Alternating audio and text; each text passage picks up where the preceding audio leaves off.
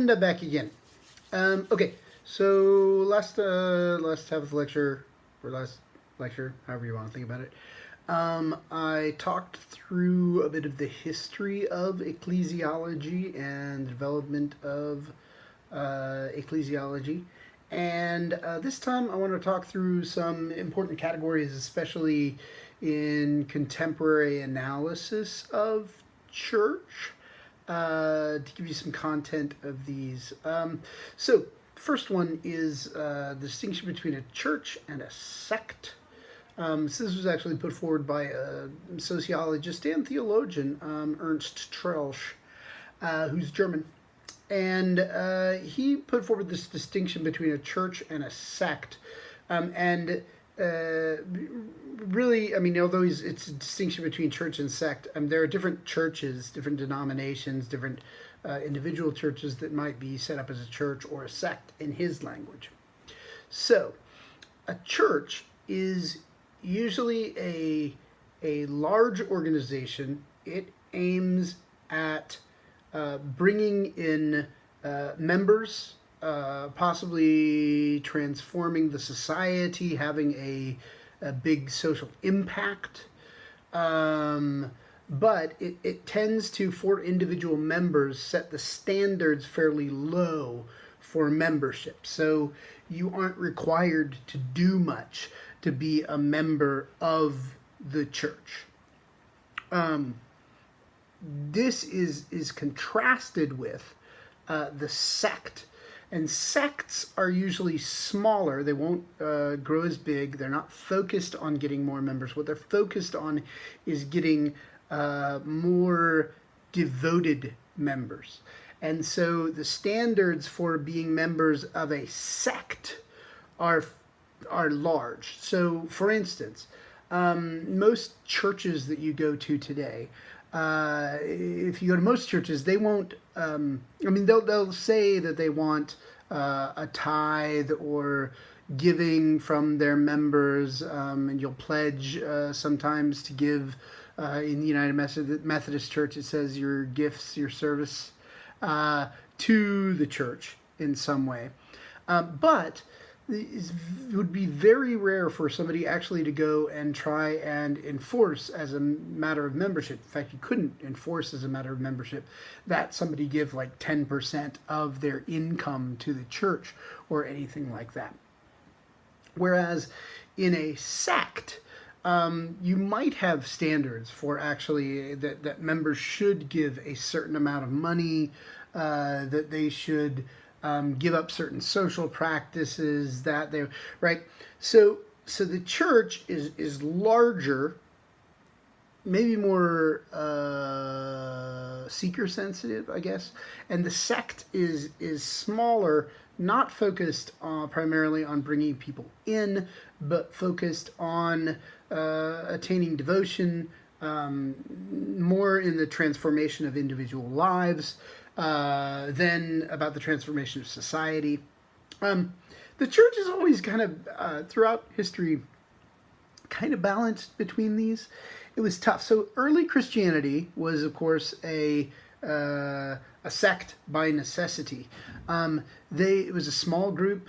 There were small groups gathered together, and for the most part, under Roman rule, it was always kind of dangerous to be a Christian. So there were fairly high standards for what you needed to do, give up, to be a Christian.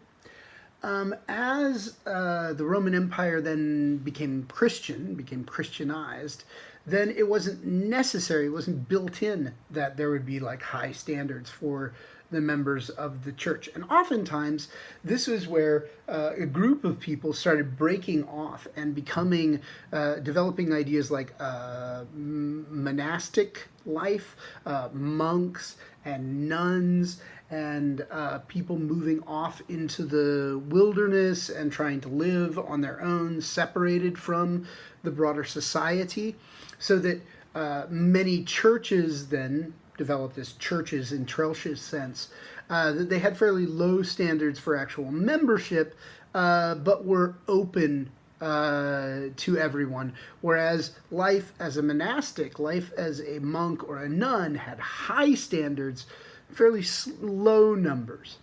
Eventually, that developed in the church into a two-tiered system, where on the one tier there were so priests, monks, nuns. These people lived life that had high standards, right? So if you're going to be a priest, like you had to give up in the West. If you're going to be a priest in the West, you had to give up on sex, marriage, right? Often times this involved a vow of poverty that you would participate in. Similar things for monastics and nunneries. So that maintained one part, but then in the common like the laity, which are the non-ministers, priests, monks, popes. So the common membership, however, didn't have incredibly high standards. As a matter of fact, what they did was they came and participated in the ritual primarily through those people that had the kind of higher standards, right? One of the things that came along with Protestantism and the fight against the hierarchy of the church was to break down that two-layered picture of the church. And in part, this gave much more religious significance to common life. I mean, like going out and having your own vocation. So if you're a plumber or an aircraft worker or a test pilot, I don't know why I'm going to all the airplane things. If you go out and do any of those things, right, that could also be a kind of vocation that God has called you to. And so this kind of flattened out the world, and also gave rise to some perceptions that the church had just become that kind of lower level, that people were not expected to do that much. And so there was a real pushback against that, so the kind of flattening out of things. And this developed then a kind of new emphasis on the development of sects. So you see the development in later Protestantism of the Anabaptist sects.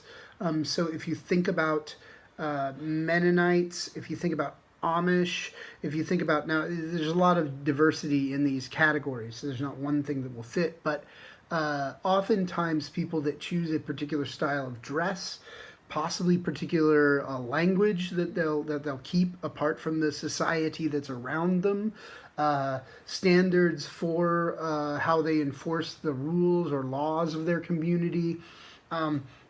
So those become there comes to be a new emphasis on sect in the post-Protestant period, in part because they've broken down the two-tiered model of the church that kind of held these two together in tension. Now, oftentimes along with the church sect distinction, one could make a distinction between church and world. This is not going to work in the same way, though. So the church sect distinction, churches will be more comfortable with the world, in part because the church, in Troeltsch's sense, right, is out to engage, transform, evangelize the world. And so the church, in Troeltsch's sense, is outward going, trying to bring people into the church, but also trying to transform the world around the church. And so it can accept no clean dichotomy between the church and the world. Oftentimes, you'll see this done in different ways. So like the Roman Catholic Church still does like maintain a distinction, but mostly between, at the higher level, the popes and the political leaders, right, of the world. And so there's like church and world outside of it. But if you're a member of a sect, the tendency is to play up a distinction between the community, the Christian community, and the world outside. Because the sect holds a high standard for membership, and thus develops itself as something in contradiction to what's outside in the world. Okay, so if you're following that sect model of church, it gets confusing because there's the church model of church and the sect model of church. But if you're following that sect model of what a church should be, then you tend to develop distinctions between yourself and the world. And you can see that in the Anabaptist movement, in Mennonites, in Amish, usually in terms of the use of force. So that Mennonites and Amish communities will often claim that they represent an alternative to the model of politics found in the world. The world is run by force, whereas the Christian community should be run by love and engagement, right? And so they tend to draw a distinction between these two, and there is a danger in that. I don't know whether I want to call it a danger, because obviously some people, it's their theology, but there's a danger of dualism there, which we've talked about a little bit, that you get that Christ, devil, good, evil dualism, and imagine that the world really is broken into kind of two different things, good and evil. This another distinction that's worth having is between high church and low church. So high church is a church that focuses on the traditional liturgy. Usually high churches are more socioeconomic, upper class. You'll be able to tell a high church by the way that the minister or priest dresses. Do they dress in some way that distinguishes them from the congregation? Do they have a highly regimented system of worship, right? That includes things like, oftentimes high church will do the sacraments every week. So you'll participate in, say, the Eucharist or Lord's Supper. Even that is like, high church would call it Eucharist, low church would tend to call it Lord's Supper. But you would have, so it's hoity-toity. Is that fair to say? I don't know if that's fair to say.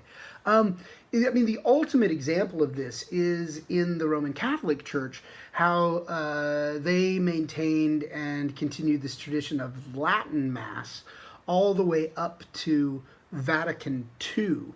The Roman Catholic tradition had its own Reformation that it went through. Interestingly enough, because popes called councils in order to reform the church after the medieval period, where there was a lot of corruption. And Vatican II is the most recent significant, really church-wide significant council. And they made a few moves that were actually in the direction of kind of mediated the differences between Protestantism and Roman Catholicism, although those changes continue even today.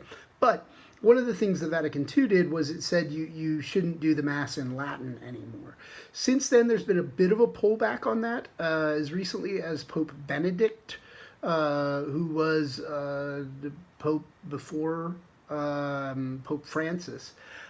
He allowed then people to go back to doing the Mass in Latin.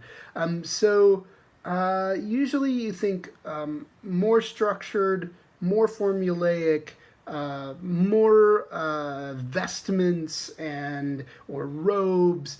Is more high church, usually associated with upper class. Low church is then the alternative to that, which has a very democratic structure.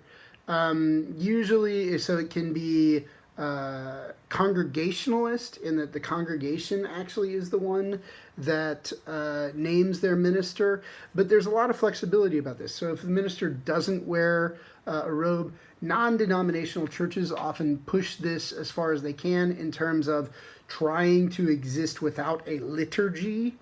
Every church comes up with a pattern for its worship. But usually low church, the liturgy for a low church, like non-denominational, will include mostly singing, a sermon, offering, more singing, conclusion, right? Something like that. That then you don't have the sacraments every Sunday. As a matter of fact, the sacraments might become fairly rare there, and usually, so these are middle class. And at times, like working class churches that often go towards low church. There also is a tendency between these two then to locate the authority of the church differently. High church tends to have more of a doctrine is associated with more of a doctrine of church authority and more in line with hierarchy. Low church, very much less associated with that. Okay, the last thing that we have to talk about is church mission. What is the mission of the church? And I think that there's several different things that are in play right now as claims for missions of the church. Now, this has been there's been a lot of discussion about this, especially since the work of Karl Barth, who's a German theologian mentioned before. Barth's fairly important. So Barth and Barthians came up with the idea of the Missio Dei. And the first time I heard that, I thought it was like an Irish girl whose name was Missy and like Missy O'Day, but no, it's Missio, which is the mission, and then Dei, which is God. And the idea is that the church has no independent mission of its own. So churches coming up with their own mission is missing the point. What the church properly does is to take part in the mission that God has going on, right? So instead of, say, thinking about, well, what we're going to do is we're going to bring more members into the church, maybe you ought to stop and look at, like, what is God doing here now? What is God bringing about, so that you can respond to what God has happening and what God is doing and where God is moving. So this has been a major movement in thinking about church mission. Beyond that, I think there's a set of different things that churches are often oriented to, and this can go at the level of denominations or individual churches. So one thing is worship, and I think there's a lot of churches that are really focused on worship, and this is the thing that they bring people in for worship once a week. They do their thing, and they want to produce a rich worship experience. This has been especially an important movement in churches as denominations break down and as you move towards more of a market-driven church. So a market-driven church used to be with denominations that people would go, if they moved someplace, they would find the church that was their denomination and they would go to it because they were members of that denomination. But we've moved much more to a period where people move back and forth between churches and they church shop. And so in a market-driven model of church, churches constantly compete with each other to try and produce a product, and in this case, oftentimes a worship experience that is the thing that draws people into the church. And so worship becomes a primary focus of some churches, right? Sacrament. Through a lot of the Christian tradition, there has been a primary focus of the church around sacraments. And most people going to the church would experience church as the place where the rite happens, where the ritual happens. And this was especially important in Roman Catholic traditions and in the medieval period. And there's the doctrine that we'll come back to this when we talk about the sacraments, that the priest is actually recreating the sacrifice of Jesus there at the front of the church with the breaking of bread and the pouring of the wine, and that people coming up participate in that, taking in the sacrament and transforming themselves, so that the sacrament really is the central element in worship. That the participation in the sacrament is the most important thing. That has tended to fall out as we've moved to post-modernity and the post-denominational movement getting off the ground, and after Protestantism, really. Another possibility is evangelism. So this can go along with some of the others, but evangelism, the church going out and converting people to Christianity as the main activity of the church. And then you could see worship as like bringing people into that, but you can't focus just on those worship experiences, but you have to see the church as an outgrowth of the Great Commission in the Bible, that Jesus says, go and make disciples of all nations, baptizing them in my name. And so, the name of the Father, Son, and Holy Spirit.